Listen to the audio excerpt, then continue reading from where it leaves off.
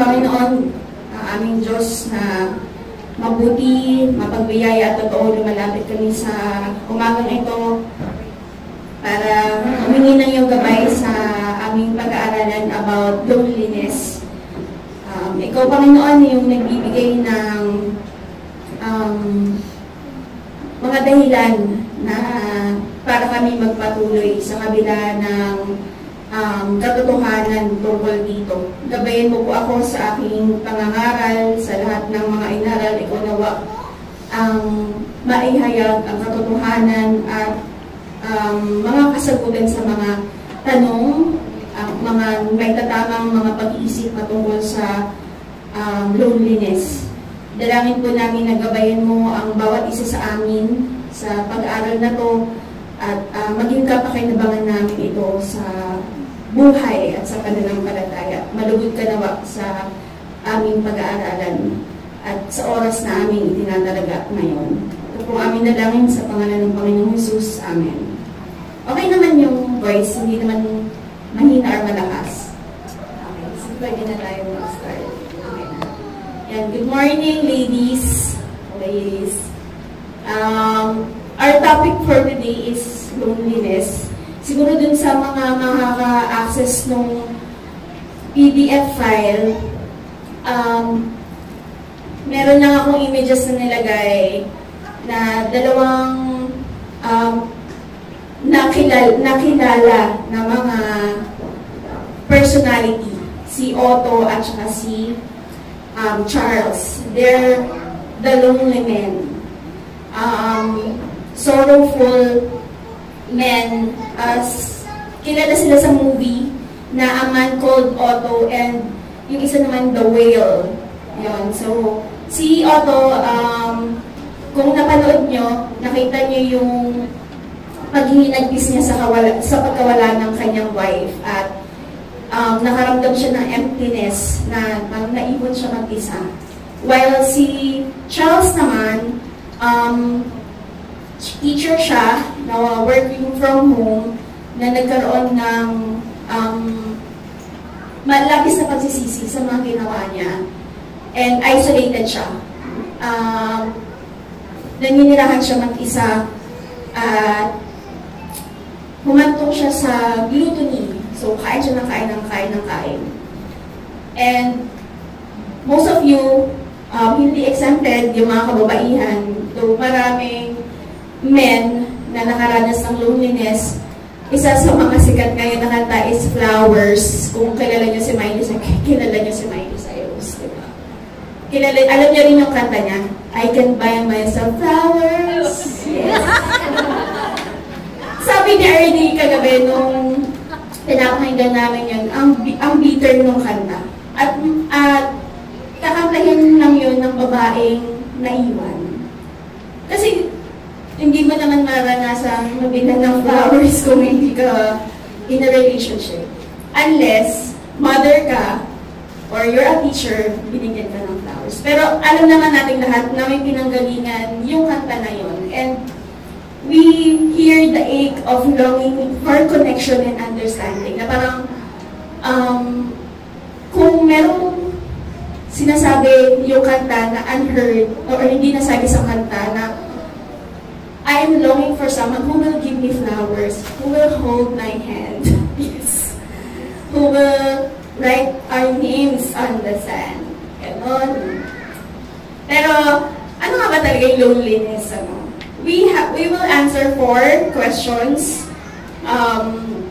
patungkol dito. First is, what is loneliness? How does loneliness affect our health? May apekto pala ito sa health natin, ano? And third is, loneliness discussed in the Bible? So, alam naman nung iba na diniscuss talaga sa Biblia at we will discuss it later. And fourth, what can Christians do about loneliness? Yung magagawa pala tayo patungkol dito na pinagkaloob ng Diyos.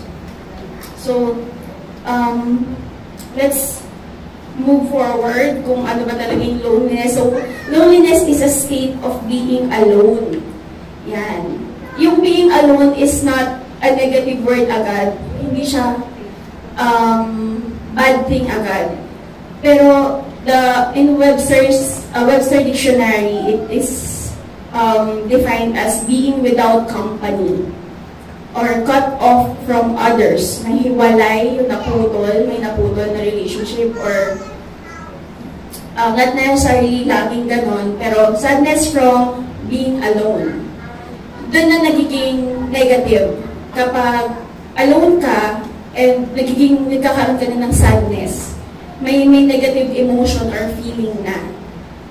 And also sense of emptiness. So, multi-factor yung loneliness, being alone, being sad, may naputol na relationship, may emptiness. Kasi, hindi pareho yung being alone and being lonely. Yung alone, mag-isa ka. Pero hindi ka naman lonely or sad. So, yun yung difference niya. And, loneliness is a state of mind. So, yun yung, hindi mo lang siya nararamdaman physically, may manifestation yung physically, pero nagsisimula siya sa isip. And you can feel, and you can think na lonely ka, na nakaranas ka ng loneliness, may kasama ka or wala. So, in the middle of, may example dito na maaaring nararamdaman mo na hindi ka naiintindihan, hindi ka belong, hindi ka pinapahalagahan ng mga tao sa paligid mo, na maramdaman mo siya kahit may kasama ka. Well, it can be inside the family, school, group of friends, at work, or maybe in the church. Lahat nakakaranas na at least once in their life. Yan. So, naisip mo na hihiwalay ka, isolated ka. At ang iniisip mo actually, na ma-feel mo na lonely ka, may in-expect ka kasi. In-expect mo na ganito dapat yung treatment sa akin, na dapat super close tayo, or ganito dapat na move yung kung paano natin tinatrato yung isa't isa, pero hindi yun yung nangyayari. So, merong disconnect. Yung in-expect mo, hindi yung nangyayari, and you feel lonely na hindi ganun yung nangyayari sa relationship. Yun. So, yung questions later na lang, if you have. Sa question number 2 naman, I am surprised na maraming effect sa health yung loneliness, indirectly and directly. Yun. So, loneliness has also been associated to the progression of Alzheimer's disease, yung pagiging makalimutin. Ano na siya, parang pag tumanda na, nag-worsen na. Obesity, katulad ng kay Charles sa The Whale, partly stress eating yun, pero dahil lonely siya, kain na lang siya ng kain. Yung parang mag-isa ka, wala kang magawa or wala kang kasama, your company is the food, yung pagkain. Cardiovascular risk factors, elevated blood pressure, less healthy sleep, di ka makatulog, di ka ka-insomnia ka, diminished immunity. So, dahil hindi ka makatulog, hindi ka makakain ng maayos, hindi ka makapag-isip ng maayos, bumababa yung immunity mo. Reduction in independent living. So, hindi ka, parang may tendency ka na maging palaasa. Or, ano naman, kabaliktaran na gusto mong mapag-isa. So, it will also lead to alcoholism, symptoms of depression, suicidal ideation, behavior, and mortality in older adults. So, maraming factor naman yung mga sakit, pero isa sa mga underlying na trigger na ma-lead ang tao sa pagkakaroon ng sakit is one, being lonely. Na nakakaramdam sila ng kalungkutan dahil mag-isa. So, according to the study, being lonely is more likely to lead to early death than being overweight. So, mas marami, may pag-aaral na yung pagiging sad, ng pagiging mag-isa ay may malaking factor na mamatay ng maaga kumpara sa pagiging obese or overweight. So, this would likely to happen dahil yung lonely person nagtuturn siya into activities na makakasama sa kanya. Hindi na maayos yung pag-iisip niya or nakaisip man siya ng maayos pero may mga wrong decisions siya. Like, some may nag-addict or may substance abuse, promiscuity, or nag-run wild. Common to sa mga na-heartbroken, yung magwawalwal sila. Indulging in harmful habits to escape feelings or of loneliness. Marami silang na-explore. Marami silang time kasi lonely sila. Tapos may mga naisip silang bagay na try ko kaya to or maganito na lang ako kasi gusto kong i-escape yung pagiging lonely. Yan.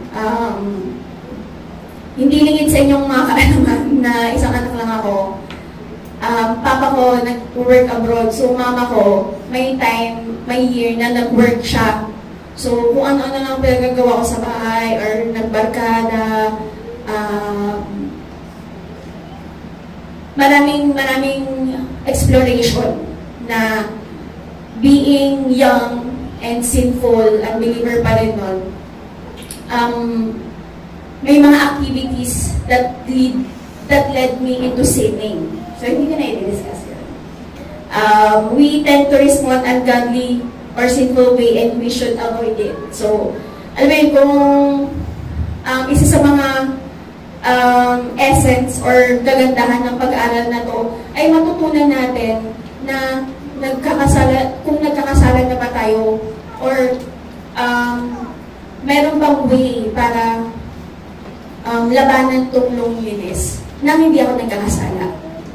Or i-avoid kung maglilito sa akin into sinning. So, let's move on sa third question. Kung yung loneliness ba ay na-discuss sa Bible. So, as Christians, it is very, we are very blessed na sa topic of loneliness ay may mga dumanas, hindi tayo mag-isa, may mga dumanas ng loneliness. And we have four, though marami pang iba sa Biblia na dumanas ng loneliness. Una dito si Prophet Elijah on 1 Kings 19. Si Prophet Elijah appears to have suffered from a sense of social isolation that made him almost suicidal. So, mayroon siya pag-isip na magpakamatay dahil naka-experience siya ng threats bilang propeta ng Panginoon. So, may mga labanan na nangyari noon, tapos natalo niya yung ibang mga prophets and other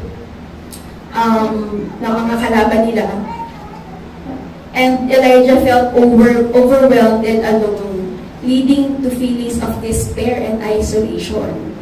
So, second naman si Paul, in 2 Timothy 4:16, you can also, kita naman din sa outline mo, si Paul expressed feeling abandoned and isolated because of many of his friends and supporters had deserted him during the time of his trial and imprisonment. So, alam naman natin na single si Paul, tapos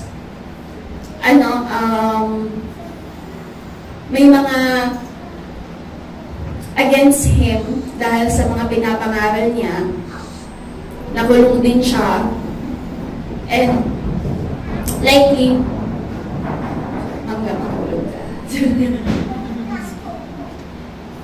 nakakontribute yung pagkakakulong niya and yung mga taong against him na magkaroon siya ng emotional distress of being alone, facing his challenges alone. So, kausap niya dito si Timothy at sinasabi niya na at my first defense, no one came to my support, but everyone deserted me. So, yun yung pakiramdam niya na mag-isa. Yun. Si David naman also expressed his feelings of loneliness in Psalms 25:16. He says, "Turn to me and be gracious to me, for I am lonely and afflicted." Sa Psalms 142, verse 4, he says, "Look and see, there is no one at my right hand. No one is concerned for me. I have no refuge. No one cares for my life." So, si David as a king, ang dami niyang mga pinagdaanan bilang hari, pakikipaglaban, yung pagharap din niya sa consequences ng sin niya, na tila baga deserted siya, iniwan siya, mag-isa siya. So, naranasan din niya ni David. Sa mga psalms niya, sa mga awit niya, marami siyang sinulat na mga awit na nag-express kung gaano kahirap or worst yung pakiramdam ng pagiging lonely niya. And most of all, Jesus Christ. So, Jesus also appears to have been experiencing loneliness in the Garden of Gethsemane on the night before his crucifixion, on Matthew 26:36-46, and while on the cross, Matthew 27, verse 46. So, very fresh pa yung pangalan ni Pastor Joseph on the crucifixion of Jesus Christ. He was called the man of sorrow. Kung marirecall nyo yung sinabi kanina na nakabayubay siya sa krus ng mag-isa. Hindi ito mag-isa na one person on one cross, kundi binagsak sa kanya yung impyerno, katulad ng sinabi ng Panginoon ni Pastor Joseph kanina, at tinanggal yung presensya sa kanya ng Diyos Ama. So, alam naman natin na ang Panginoong Jesus nagkatawang tao, and iniwan niya yung pagiging Diyos niya para mamuhay kasama ng mga tao na makasalanan habang siya ay Diyos, banal na Diyos, at iiwan niya yung trono niya. Imagine us na hindi makarelate kasi makasalanan tayo, pero siya holy siya, banal siya. So, yung homesickness, meron another article na nagsasabi na Jesus Christ is the most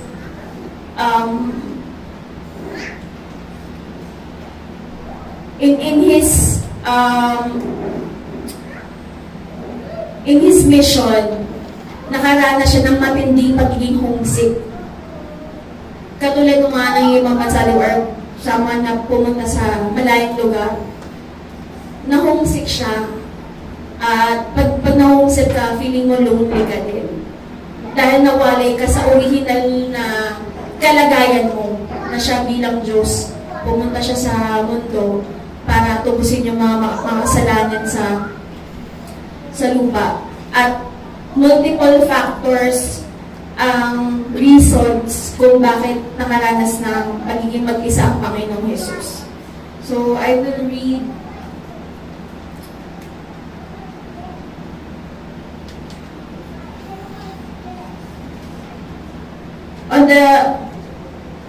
on Matthew 26:36-46. I will read 36-46. Then Jesus went with them to a place called Gethsemane, and he said to his disciples, "Sit there while I go over there and pray." So, nag-pray mag-isa si Jesus Christ, kasama niya yung mga disciples, pero hinahanda niya yung mga disipulo para sa crucifixion niya. And yet, natulog yung mga disciples. So, imagine na kasama mo sila, pero you feel lonely dahil hindi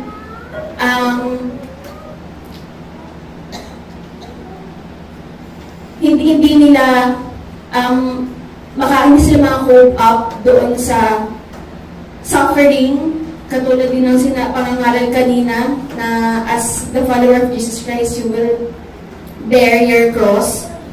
Doon iba yung cross na dinadala ni Jesus Christ, preparing for the hour na the Son of Man is to be betrayed into the hands of the sinners. Kasama niya yung mga makasalanan at ramdam niya yung pagiging mag-isa dahil i-bear niya sa cross yung bigat, yung parusa, yung puot at galit ng Diyos sa cross ng mag-isa. So, he felt being betrayed, forsaken, and on 2 Corinthians 5:21, wala din sa handout,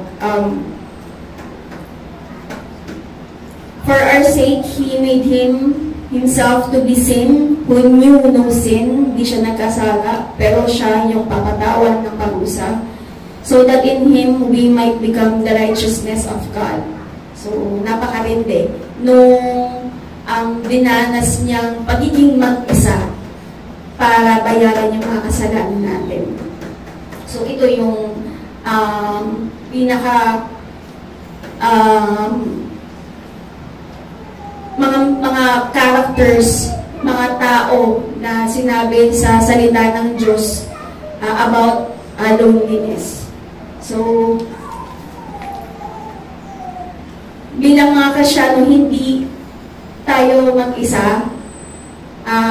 May mga dumanas nito na mga mananampalataya, mga nauna sa pananampalataya, mga tagasunod ni Kristo, mga tagasunod ng Diyos. And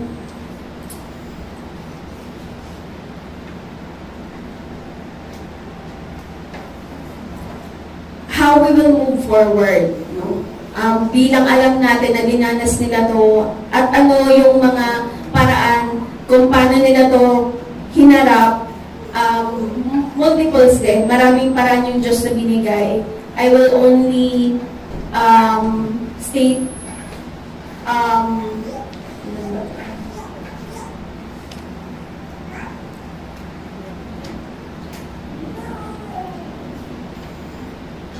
five. So, yung 5, ano na to, compressed na siya, pero may iba pang hindi. May iba pang mga biblical or hindi ko naman sinasabing worldly or ano siya, on the well-being side ng mga secular organizations. So for us Christians, how are we going to face loneliness? What can Christians do about loneliness? So we have 5. 1, remember you have a friend in Jesus. 2nd is grow in intimacy with God. 3rd, embrace loneliness as guide and a friend.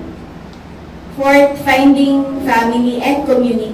And then lastly would be to reach out. So, first is we should remember that Jesus is our friend. So, nabanggit naman kanina na Jesus as a man of sorrow, naranasan niya talaga yung tindi ng pagiging lonely. Na hindi may kukumpara sa kung paano tayo nakakaranas ng loneliness. Sabi sa Ephesians 2:14-17, si Paul, sabi niya, for this reason, I kneel before the Father, from whom every family in heaven and on earth derives its name. So, kausap niya dito yung, may mga kausap siya dito na mga taga-Ephesians patungkol sa pagsusumamo niya sa Diyos at sinasabi niya na, I pray that out of His glorious riches, He may strengthen you with the power through His Spirit in your inner being, so that Christ may dwell in your hearts through faith. So never forget that you have a friend in Jesus, sabi sa John 15:15, and that the Spirit dwells within you to give you strength to handle the season of loneliness. Yan. So, not physically, but the Spirit of Jesus Christ dwells within us as Christians. Siguro naisip nyo na we are not, hindi lang naman sa Spirit, nararamdaman din natin siya physically sa community of believers with our brethren. Pero ano pa siya, fourth pa siya, finding family and community. So, Jesus is able to sympathize with your loneliness. So, naramdam ka niya, alam niya, naranasan niya, at naiintindihan niya yung dinaranas mong loneliness dahil He is the loneliest human in history. While being God. So, alam niya yun. And sabi nga sa Isaiah 53:3, He was despised and rejected by men, a man of sorrows and acquainted with grief. So again, multiple books and account sa Bible nagsasabi na tinanggihan siya, inabandon siya, finorsake siya, nilibak siya, persecuted, hindi siya pinaniniwalaan, at iba pa na magdudulot ng pagiging mag-isa. So even though Jesus faced betrayal, in Hebrews 4:15, sinasabi doon na He understands our weakness as our high priest because He experienced similar temptation as us. Though tempted, dahil lonely siya, tempted din siya, katulad nung nasabi na sa pangaral din kanina, nung tinam siya ni Satan, hindi siya nagkasala. Ayun. So, dapat natin siyang tularan doon at dahil dinanas ng Panginoong Hesukristo yun, makakaasa tayo na meron tayong makakasama in our loneliness. We have a friend. Jesus is our friend in the midst of loneliness.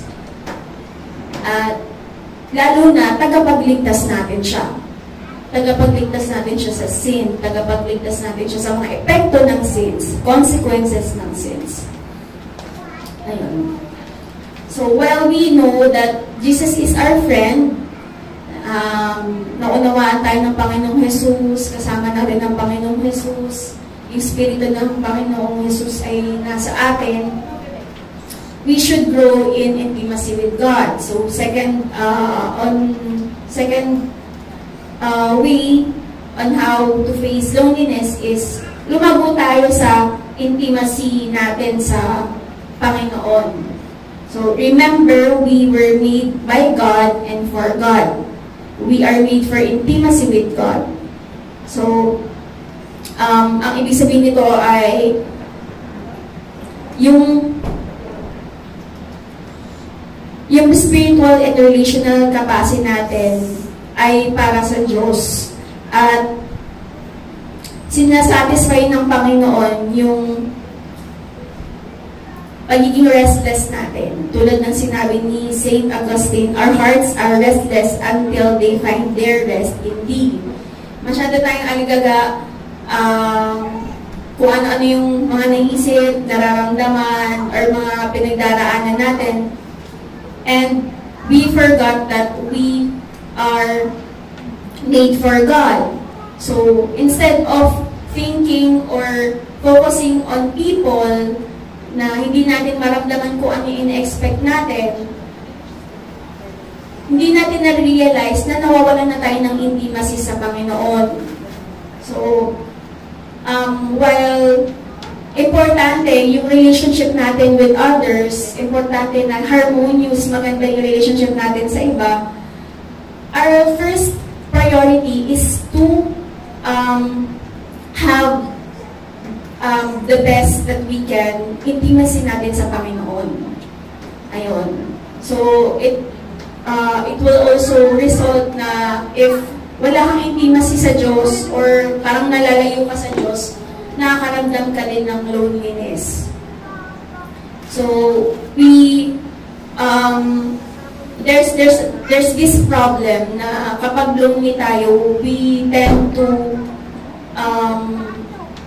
act or respond or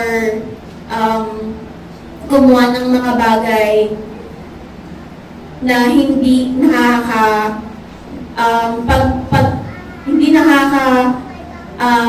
tulong para mas maging intimate tayo with God. Like, dahil malungkot ako, bakasyon na lang ako, kaya magtatrabaho na lang ako, bababad ko na lang yung sarili ko sa pagtatrabaho.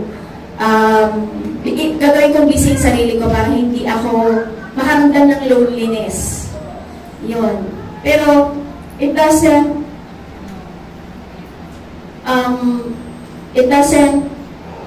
remove the fact or hindi nito tinatanggal yung katotohanan na merong sakit, merong kalungkutan. Hindi nito tinatanggal yung, hindi ito pumapawi ng kalungkutan na nararamdaman mo. And parang siguro isinasantabi mo lang, pinapark mo lang doon, pero hindi siya nare-resolve. Our friends and companions may be wonderful blessings, pagpapala sila, family, mga kasama natin na sa work, mga kapitbahay, mga classmates, churchmates or brethren, but they are neither ultimate or nor adequate for a heart made for God. So, we are thankful sa mga relationships sa asawa, sa kaibigan, sa anak, sa magulang, sa mga kaibigan, sa mga kalase. Pero sinasabi dito na hindi yun sapat, hindi siya sumasapat, lagi siyang magkukulang. Dahil ginawa tayo para sa intimacy sa Panginoon na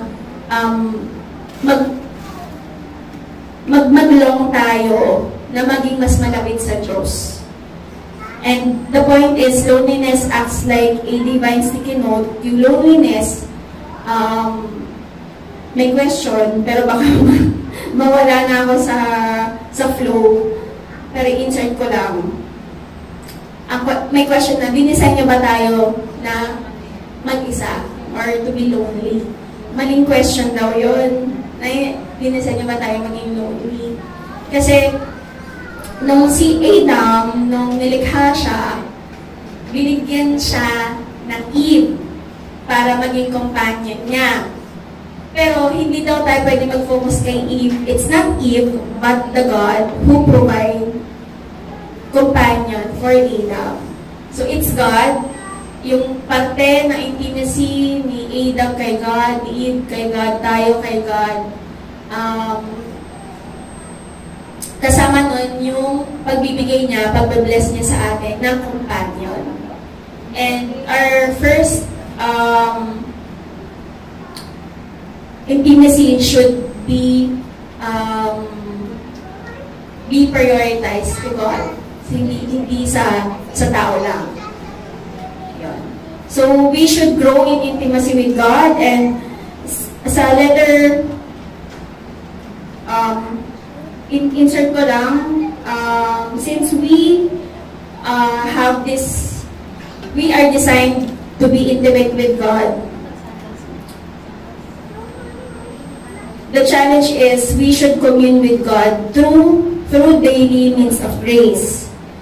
Prayer, pagbabasa ng salita, pakikinig ng salita ng Diyos para mas maging malapit tayo sa Kanya. So, the more na lumalayo tayo sa Diyos, the more na hindi tayo nagkakaroon ng connection.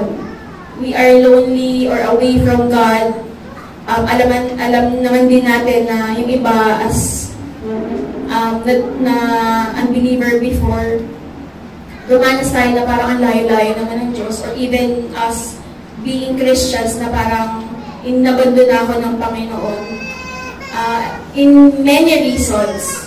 But para hindi tayo mahulog sa ganong kalagayan, let's commune ourselves through daily means of grace. And also think about the second coming of Christ.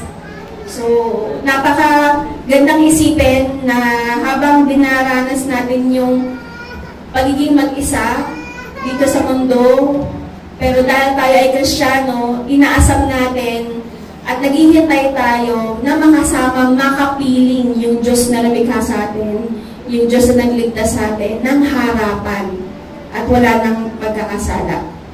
Yun. So, it will lead us to embracing loneliness naman as a guide and friend. So, hindi naman natin niro-romanticize yung being lonely. Dahil mahirap siyang daanin, ayaw mo namang danasin to araw-araw or palagi. Pero sabi dito na we will never be free from loneliness, but God can use it to get our attention. Hindi natin kasi maisip na pag lonely ako, matik maisip ko agad yung Diyos. Pero ginagamit ito ng Diyos para maisip mo siya. Di ba? Kasi inisip natin, lonely ako, nanonood na lang ako, para hindi ko maisip na mag-isa ako. Or ibang activity. Pero, parang nagiging last resort or wala sa listahan natin o sa isip natin na manalangin na ako sa Diyos o dumulog ako sa Diyos dun sa kalungkutan ng pagiging mag-isa. So, sinabi dito na when a wave of loneliness hits, try to consciously think, why do I feel this way?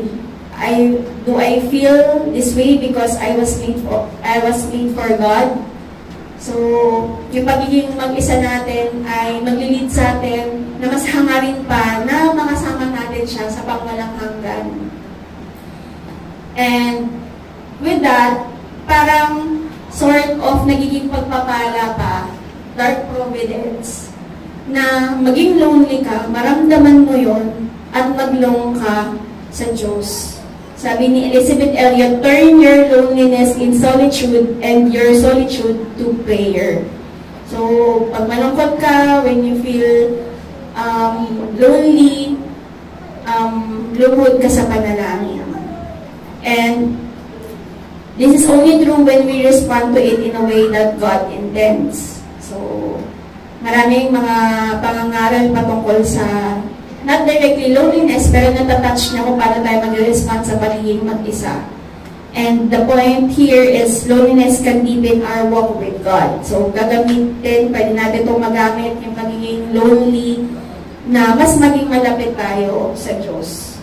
And next naman is finding family and community. So, ito na yung practical way na to na makatulong sa'yo to cope or to face loneliness. Sabi sa Psalm 68:6, God sets the lonely in families.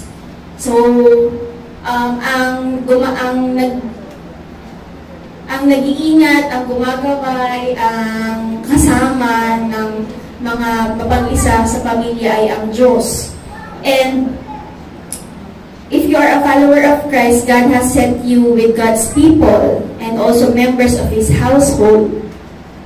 So, nagbibigay ng Diyos ng mga makakatuwang niya, mga kapwa mananampalataya sa tulad ng sa iglesia. Sabi sa Ephesians 2:19, because of your union with Christ, you are spiritually connected to a family of brothers and sisters who will love you and be with you for all eternity. Find your family by embedding yourself in a community of believers. So, dahil naging nakita mo na kaibigan mo ang Panginoong Jesus, naging intimate ka sa Diyos, makikita mo sa Biblia, matututunan mo sa salita ng Diyos na hindi ka mag-isang mananampalataya or hindi ka mag-isang may intimacy lang sa Diyos. You have common intimacy with God, and there are your sisters and brothers in Christ.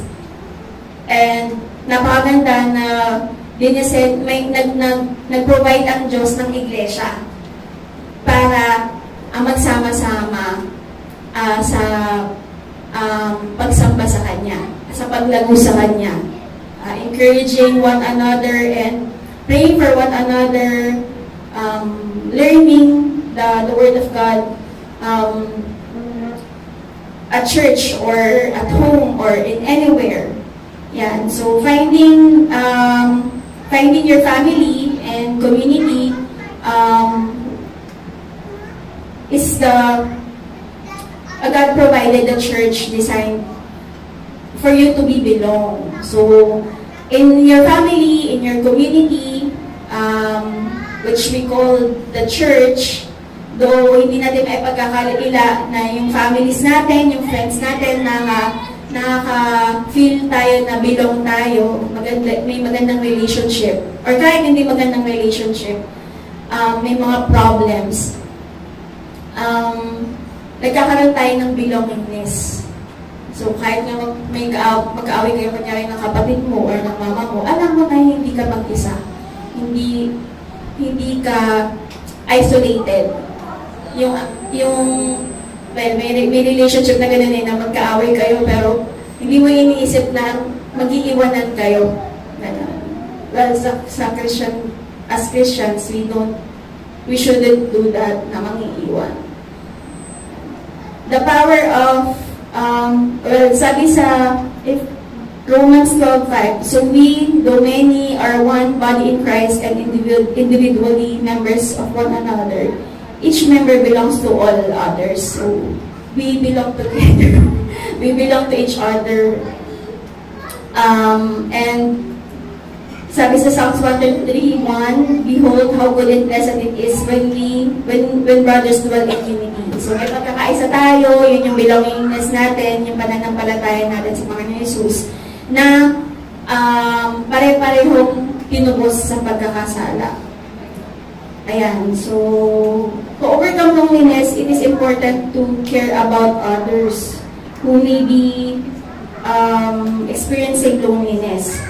So it's not only about us, na ako nakakaramdam ako ng loneliness, pero hindi natin tinitingnan yung iba na nakakaranas pala ng loneliness. Meron tayong ganong tendency talaga na sa pagiging naturally sinful natin, sarili lang natin yung iniisip natin na lonely, ay yung feeling of loneliness natin. But bilang parte ng komunidad ng Diyos, we partly carrying our cross is giving ourselves to others. So sinasabi dito na we should think and help them instead. So bilang mga magkakapatid sa pananampalataya, we know some or most of us experiencing loneliness in different ways. Iparanas natin sa kanila na hindi sila mag-isa. Yan. At masaya ako na magkakasama tayo ngayon. Hindi lonely, yes. Hindi lonely na nagkakaisa sa pag-aaral pakikinig ng salita ng Diyos sa araw na tinalagaan niya. Yan. So, lastly, reach out. If ikaw, nakakaranas ka na pagiging lonely, reach out to those who are around you, whether family, friends, but we recommend na pag nakaranas ka ng loneliness or that is leading to sin, or bago pa humantong sa sin, reach out ka na. Mag-chat ka, tumawag ka, makipag-meet ka, i-spend mo yung Sunday lunchtime or uwian sa pakikipag-usap. It starts with that yung makikipag-fellowship ka para mas maging ma-deepen yung relationship. Kasi siguro naranasan nyo na rin na parang pag bago ka pa or hindi mo makaklose yung tao, hindi ka komportable. Somehow you feel alone na kasama mo yung mga tao pero hindi ka makakonect kasi hindi mo sila masyado kilala or mahihain ka pala or hindi ka naman talaga mahihain pero dahil hindi mo pa kilala yung mga pangalan ng mga tao o hindi mo pa kabisado bago ka pa lang. Or hindi mo pa talaga in-involve yung buhay mo sa kanila. Sort of nakakaranas ka ng pagiging lonely. It helps na makipag-fellowship, sumama ka palagi sa mga discussions, Bible studies, i-practice mo yung Operation Prayer para hindi mag-worsen yung feeling of being lonely. So if you suspect someone you know who is lonely, reach out to them, help them in their loneliness, and don't make excuses if na wala kang time. Kasi isa yun sa mga tungkulin natin bilang mga mananampalataya na kamustahin, ipanalangin, makipag-fellowship dun sa mga kapatid. Hindi mo malalaman yung pinagdaraanan nila or hindi mo alam kung ano ipapanalangin mo sa kanila kung hindi ka makikipag-usap. And also, it will help you na hindi ka mag-isa, ipapanalangin ka rin nila. Yun. So, when people are in need, Christians should be rushing to help, for we are called by Jesus to love our neighbor. Yan. We are designed na magkaroon ng din naman, mga kasama sa iglesia, sa komunidad na tinatag ng Diyos. So, we should not think of our brethren or others na parang ayokong ma-hassle, ayokong mapagod or ma-burden. Hindi yun, satanic yun, sabi kanina noon, satanic thinking. na hindi mo isipin yung kapangalan ng kapatid mo sa pananampalataya. At maisip mo na wala silang pake sa'yo kung ikaw man yung nakakaranas ng pagiging lonely. So, let's help each other in facing loneliness by practical ways, maraming paraan. So, as I close, merong hymn na akong naalala. Ang title niya is I Was a Wandering Sheep by Horatius Bonar. So, I will state it. The shepherd sought his sheep, the father sought his child. They followed me over vale and hill, over deserts waste and wild. They found me nigh to death, famished and faint and lone. They bound me with the bands of love. They saved me, saved the wandering one. And so, when we are still sinners and lonely, in our state in front of God, God found us with His saving grace and love. So remember that as Christians, we are not alone.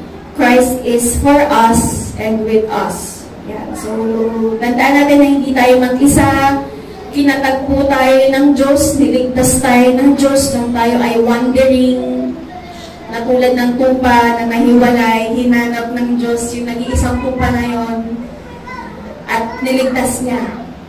At ayun na yung pinaka-mainam na companion natin sa kalungkutan natin ng pagiging mag-isa. And that's it. Our discussion question is just one. Kung may question kayo at di ko kaya sagutin, hanapin din sagot sa salita ng Diyos at sa mga nabasa ko. So, the discussion question is, what are the wrong and common responses to loneliness that we should avoid? Hindi ko na yung sinama dito kasi masyado nang mahaba. 11:47. We have 13 minutes for discussion. 13 minutes. Any one of you can answer yung ano yung tendency natin na mag-respond ng mali, or kung ano yung mga common responses na nakikita nyo, na na-witness nyo, or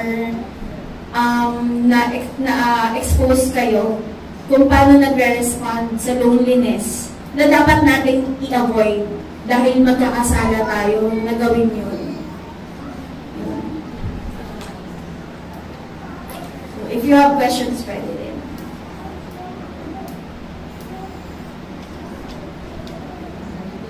Tawag ako. Or reflection, or pwede din naman na reflection.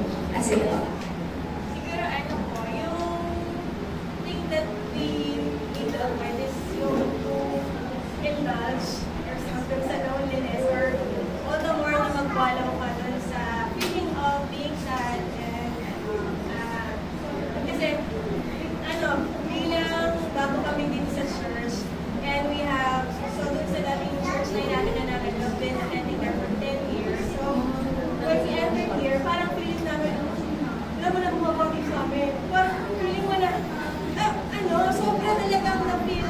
And even yung mga anak ko, syempre, di ba, sila ang mga friends na doon, na parang, I don't want to go back to church. Parang yun, na yung feeling ng gano'n. But then, yung, like, ito rin yung sinasabi ko na yung reaction mo toward things is, ikaw yun. So, you cannot blame others na you feel that way. Nakatulong sa amin is, we are a Christian family. So, kung meron man kaming nararamdaman is, pwede namin siyang i-discuss sa amin. So, yung anak ko, maganda naman na ito. So, 20. We can, parang, ito yung naramdaman. So, anong naramdaman mo? When you, kung nag-transfer tayo, ano yung naramdaman, ano yung challenges mo. So, gano'n na, it helps na merong, kung nahiwalay man kami doon, we feel na may loss kasi, di ba, na yung fellowship mo with them. Pero yung, ang tinitignan namin is, marami pa tayong makikilalang mga, fellow Christians natin na belong sa Universal Church, di ba, na magiging part din tayo ng life nila. One by one, di ba, na nakaka-encourage na nakakakilala namin yung mga bagong magiging kasama namin sa pakikiba kami namin kasama si Ate Lord na nakilala namin, o yung may mga bits and pieces sa life niya na nalaman namin. Nakakatuwa na ganun na nakaka-respond kami or nailabas namin yung mga sarili namin sa loneliness because we have each other na kumaga mga fellow Christians mo na magsusupport din. So, yun. Siguro, one is not to wallow in it. You discuss it with yung fellow Christians if you feel like that. And reach out. Kung hintayin na bilang nandito kami na wala kami sa isang parang we feel like no one is approaching us. Reach out ka, no? Simpleng gamayan mo yung mga tao and then, yun nga, ikaw yung si Ma'am and yung kanyang husband, no? Nakatugwentuhan namin sa kanila, no? Nalaman namin na tabi-baras na sila, yung sort of yun, reach out. Na nakakatuwa na, yun yung mga, first for us, yung mga points na i-approach. Thank you po. Sorry, nakalimutan ko yung pangalan niya.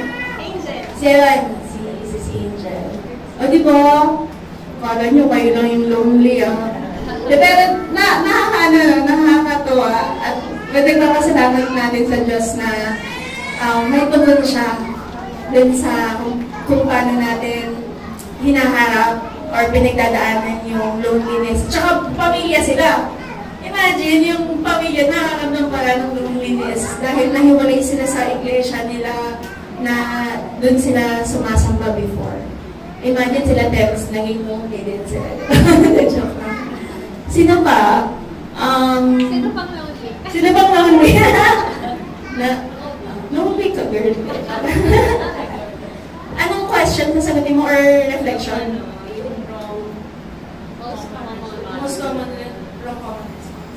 Ayan, yung wrong at yung common response sa loneliness, madalas talaga is murmur, pagko-complain dun sa, parang hindi ulit, pagko-complain sa providence sa'yo ng Diyos, self-pity kasi mag-isa ka, gano'n. Especially kapag Kristiyano ka, tapos gano'n yung response mo. Sobrang malaking kasalanan yun sa Diyos. Kalapastanganan yun sa Diyos. As Christians, dapat yung thinking natin na though I am alone in the body, I have been spared from a more even worse form of separation. Hell. Spiritual death. That's my reality as a Christian. Pero dahil sa Ebanghelyo, yun yung araw-araw na dapat pinag-iinlayan mo. Kasi kapag isa ka talaga, very prone ka talaga sa lalo na pag-idol ka, self-pity na thoughts. So pag nilayan mo yung Ebanghelyo na ikaw na dapat luwalay ka sa Diyos, ipinilang ka niya sa pamilya, tawag ka niya, ipinilang ka niya sa pamilya na spiritual family. Tapos itong Ebanghelyo na to, ito yung kaaliwan na isang Kristiyano. Kung kaaliwan to ng Kristiyano, dapat ipakita mo yun. Dapat ipakita mo yun. Ang ironic kung lonely ka, pero hindi ka naman, hindi mo ginagamit yung extra mong oras, o yung, kasi you have capacity eh. I'm not always gonna be single. I'm not always gonna be yung walang kids, diba? I have luxury of time. So, if I have that capacity and ability, then dapat napapakita ko yun. I have time to be with the Lord, His Word. Si Jesus nga, di ba, sa Bible, every time na nananalangin siya, na-isolate niya yung sarili niya. And usually sa mga lonely people, ako, kunyari, I don't have to isolate myself because I'm already isolated. Ano lang context na kayo, di ba, alone, parents ko nasa US, tapos yung kuya ko, dalawa lang kasi kami. So yung kuya ko, may asawa na. So mag-isa lang po talaga ako. Alam mo, I don't have to time or isolate myself in a different area. I'm always alone, literally every minute. Kaya I always am excited kapag Sunday talaga. Kasi doon lang talaga ako may nakakasama kumain. Nakakabaliw pala, pag weekday talaga wala akong kadaldalan. Kumakain lang ako mag-isa. Ganun. So pag hindi ko kinukultivate yung gospel sa providence ng Lord sa akin, delikado yun sa kaluluwa ko. Kasi yun nga, pwede kang mag-end up sa mga counterfeit ways to gratify that sense of, ay gusto ko ma-fulfill eh, gusto ko mawala ng loneliness ko. Hanap nga ako ng ways to feel happier, to not feel alone. But what if God has given that, what if God has made that His providence in your life? So, ayun nga, speaking from a personal point of view, though reality ang loneliness or sense of being alone, reality rin na as Christians, we have a God who comforts us in our loneliness. Whereas with Jesus, this comfort was completely removed on the cross. So if you feel lonely, ask, how can I glorify God in this God-given, most wise providence in my life? If He has given this to you as your cross, bear it. He told you to bear it. How do you glorify God in it? So, maging disposition na wala ng puso natin na, yes, this is my cross. God has given this to me. May He be glorified. So, yun lang siguro. Thank you, ate, kasi sobrang, to sa akin, very personal. Sobrang personal. Yes, sobrang broad niya eh. Sobrang broad. Parang ako, loneliness, lang siya. Maikli lang siya.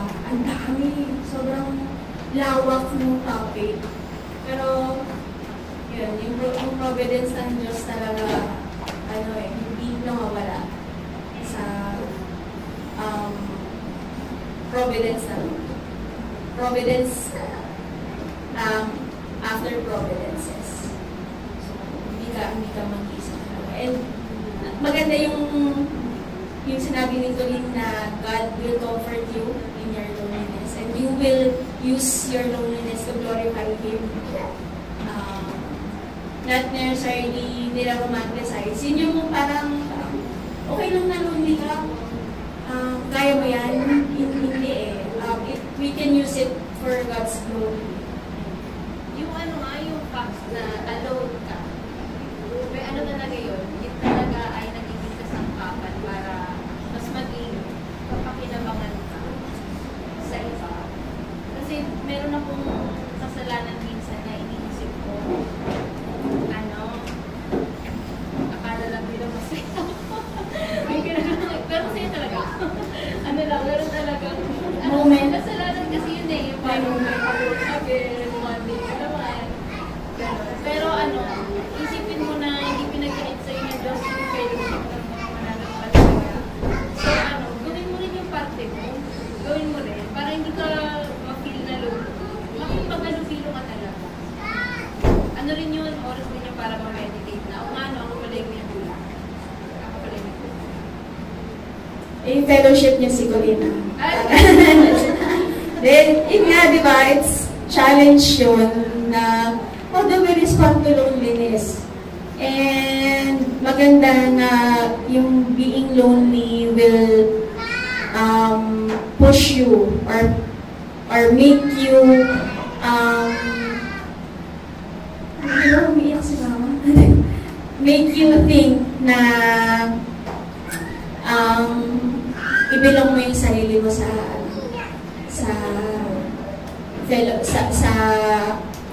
fellow believers. Anything else? Ako lonely. Hindi ka rin. Kailangan din sige ako. Lonely ako. Thank you kay Cecilia at kay Colleen. Fight the sinful thoughts. No? May emotional struggle din kasi nagsastruggle din emotionally kasi talaga yung mga lonely people or in your loneliness. Dahil lonely ako. Pero parang yung sasabihin ko, parang sama rin na rin ang mga nabanggit mo na ako sa atin, someday, kasi I think lahat naman nakakaranas ng loneliness. Pero bang hindi? Taas ang kamay. Taas na yung kamay na hindi nakaranas na maging lonely. Loneliness. At saka, pangalawa, hindi kaagad loneliness, nagkakasala ka. Hindi. Oo. Hindi ibig sabihin dahil lonely ka, nagkakasala ka na agad. Kasi even yung loneliness, pwede siyang magamit sa sanctification. Pwede siyang magamit. At kung kilala niyo, sikat naman siya, si Charles Spurgeon. Ang dami niyang nagawang cellphone, di ba? Pero may depression siya. Tinagurian siya na Prince of Peace. Pero parang nasabi na kapag nanalangin siya, para siyang bata. Kung manalangin na, siguro pag nananalangin siya, nagwawalwal na siya kung manalangin siya, grabe yung iiyak niya. Pero ginamit niya ng Diyos yung depression niya para mas makagawa siya ng mga sin. Sa kabila ng pagiging lonely niya. Even si Jesus, yung sabihin na man of sorrow, gaano katindi yung pinagdaanan ni Jesus para bigyan siya ng ganong title sa Bible. So, dito is para makikita natin is kung paano tayo tumugon, kung tayo magkakasala. Kung ano ba yung nangyayari sa atin sa moments na nagiging lonely tayo, kung ba tayo parang nalulubog na lang, na hindi na makabangon, na parang nabaon ka na doon, tapos mga papasok sa isip mo, self-pity, discouragement, disappointment. Minsan hindi na iniisip ng ibang tao sa iyo yun, pero ikaw, grabe yung isip mo sa kanila.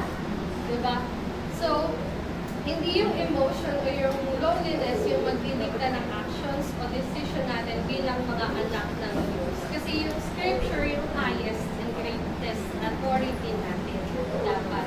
At babalik tayo sa scripture natin. Tapos yung sa tanong ni Ate Jazz na ano yung parang most common or wrong response, parang pumasok sa isip ko, kadalasan tong litanya ng mga babae. Pero kahit di natin nasasabi, naiisip natin madalas na hindi niya ako naiintindihan. Yung ganun lines. Siyempre, ando pa sa loneliness, kaya may mga thinking ka na ganun. Nakikita ko siya as light, at the same time, partially true. Pinagit ko siya kay Mr. Rico. Sabi ni Mr. Gusto ba, pag naisip mo ba, ano bang gusto mong mangyari? Gusto mo ba na dumating sila sa parehas na sitwasyon or circumstansya para masabi mo na naiintindihan ka na nila? So, meron dong, hindi ka talaga nila naiintindihan, lubusan sa kung paano gusto mong maintindihan nila. Kasi hindi naman kayo parehas ng pinagdaanan or circumstansya. Pero pag sinabi nila, naiintindihan ka namin, naiintindihan na mahirap yan sa'yo. Na nag-i-struggle ko dyan, na nagkakasala ka dyan. Hindi natin pwedeng i-dismiss yun. Dapat natin i-accept yun na hindi parehas yung sitwasyon, pero meron silang pag-unawa. At the same time, yung, andun nga yung acceptance. At yung moment na dumadaan tayo doon, na may sumasagi sa isipan natin ng mga ganong thinking, na hindi tayo naiintindihan nila kung sino o malapit sa atin. Even yung sundot na pag-iisip, hindi siya pwedeng i-dismiss lang. Hindi siya pwedeng hindi entertain or i-reject. Kasi hindi pwedeng maging tugon ay passive. Kasi active yung sin na yun eh. Na kumikilos sa'yo lahat ng discouragement, pinipid ka niya hanggang sa malumpo ka na hindi mo na magawa yung gampanin mo bilang Kristiyano, kagaya ng pagtugon ni Kristo. So, babalik pa rin tayo kung paano binattle ng mga binanggit na ni Ate Jazz nila. Diba? They confess and regret.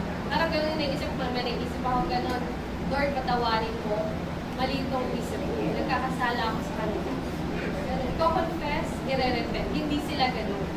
Ako lang ito. Yun lang. Balik tayo sa scripture. Thank you, Lex. So, sa mga hindi masyado napakinggan sa malayo, scripture, yung tutulong sa atin sa mga wrong thinking or fighting the sinful emotions or that will lead to sinful emotions. Yun. Hindi rin talaga okay na sabihin natin na hindi niyo ako gets, hindi niyo ako naiintindihan. But, iluhod talaga sa panalangin. Tingnan yung sinasabi ng salita ng Diyos patungkol dun sa certain na pinagdaraanan mo. Well, not only when it comes to loneliness, but also with others, with other burdens or struggle. Minsan kasi hindi naman talaga natin nare-realize na lonely tayo. May iba kasi na tayong nararamdaman, like,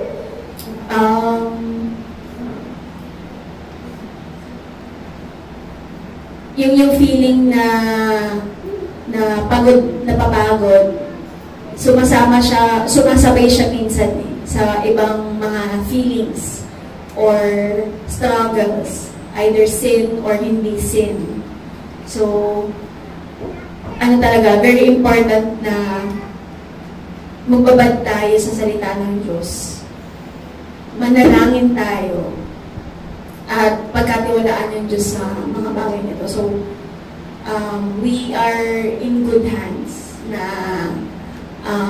nasa iglesia tayo na patuloy na nangangaral ng salita. Patuloy na nag-encourage na sumunod sa Diyos, sumamba sa Diyos, at patuloy na alamin kung ano yung kalooban ng Diyos sa atin. By that, hindi tayo mag-fall away, hindi tayo malulugmok into sin. May 12:06 na pala. Ate Sol, sige, last na si Ate Sol. Clarification lang dun sa part na kasi hindi naman yun si Josh about dun sa loneliness na meron sa Kristo. So, gusto ko lang siguro i-clarify na baka ang isip natin is we are equating the loneliness definition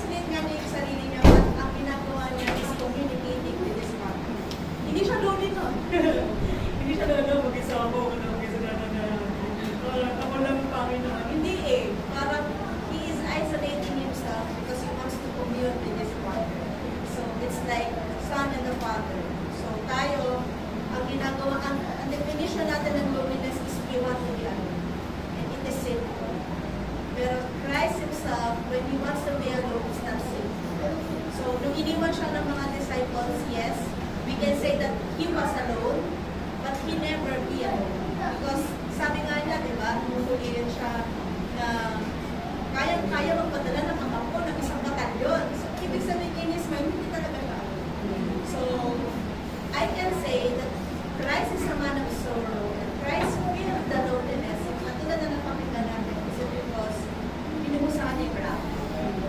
And tandaan natin, he was truly, talagang iniwan talaga siya ng Diyos doon because alam natin ang kasaybanan at ang kasalanan ng buong ang kasalanan ng buong mga mananampalataya. Kasalanan na nakikita ng Ama na hindi nakatignan. Because wala ng Diyos eh. You cannot see that sin. Kaya talagang yung pakiramdam ng Diyos doon ay talagang hindi natin maipupulta. Ang bago, parang nga sa akin, pwede na pinapahingin ko yung sinabi ni Pastor na Impierno, parang ang bago ko na. We cannot really define the sacrifice that Christ has suffered. So yung loneliness, huwag natin i-define yun na nasa utak natin na ito yung nakakamit. Kasi yung loneliness pa na definition na naman natin is sinful. Hindi natin kaya i-equate yun. Christ himself is no sin. So paano kasi magkaroon tayo ng thinking na para sa Christ? Parang ginawa na natin siya kasi wait tawag dito, masyado na natin siyang Humanize.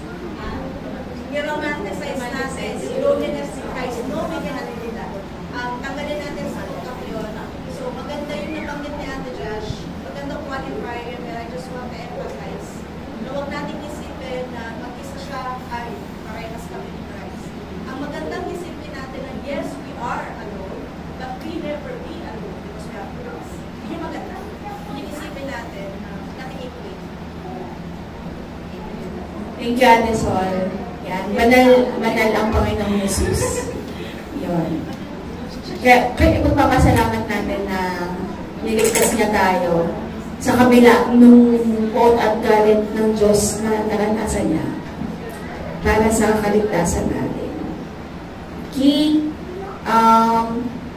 Let's close in prayer. Tapos na nang sa baba. Sige, tayo mag-close in prayer.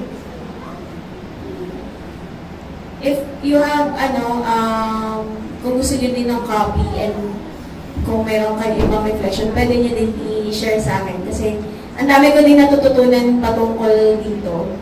And kung sino talaga si Jesus, sino talaga yung Panginoon na nakakaalam, kita sa atin na sa gitna ng pagiging lonely or kalungkutan. Though hindi kasi hindi equal yung word na kalungkutan sa Tagalog eh. Hindi siya pareho talaga. Kalungkutan ng pagiging mag-isa or naiisip mag-isa. Sige. Tayo manalangin. Yes.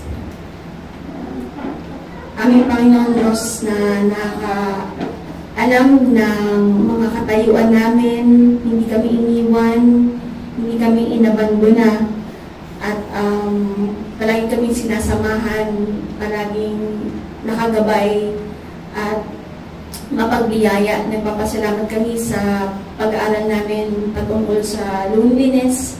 Salamat sa Panginoong Hesukristo na nagdusa sa krus ng Kalbaryo para iligtas kami sa mga pagkakasala namin. Banal at mapagbiyayang Diyos na katuwang namin at kaaliwan namin sa kalungkutan ng pagiging mag-isa o sa kaisipan na nag-iisa. Nawa yung mga natutunan namin ay maging kapakinabangan namin sa pagharap, sa pag-respond o sa pagtugon sa pagiging lonely.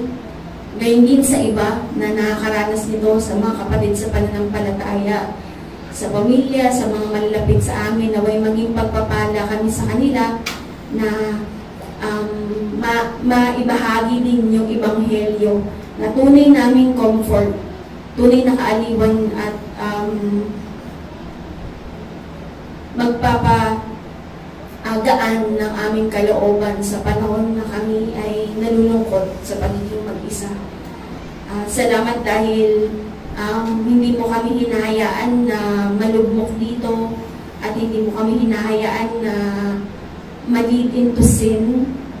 Maaari namin itong mapaglabanan sa gabay ng iyong bunal na Espiritu.